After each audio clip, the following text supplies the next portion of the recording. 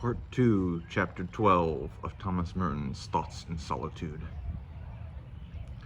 The solitary life is above all a life of prayer.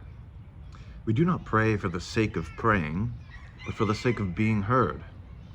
We do not pray in order to listen to ourselves praying, but in order that God may hear us and answer us. Also, we do not pray in order to receive just any answer. It must be God's answer.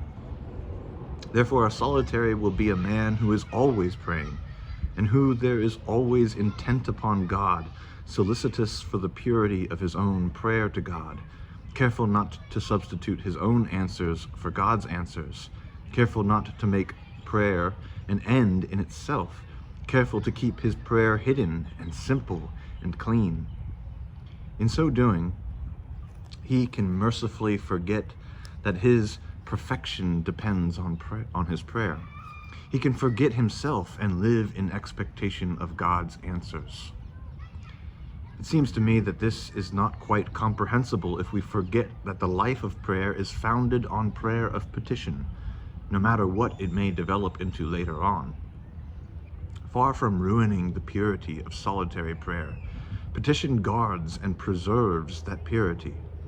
The solitary, more than anyone else, is always aware of his poverty and of his need before God. Since he depends directly on God for everything material and spiritual, he has to ask for everything. His prayer is an expression of his poverty. Petition for him can hardly become a mere formality, a concession to human custom, as if he did not need God in everything. The solitary, being a man of prayer, will come to know God by knowing that his prayer is always answered. From there, he can go on, if God wills, to contemplation. Gratitude is therefore the heart of the solitary life, as it is the heart of the Christian life. From his first day in solitude, the hermit should set his heart upon understanding how to afflict his whole being with tears and desire before God. Then he will be like Daniel, to whom the angel brought God's answer.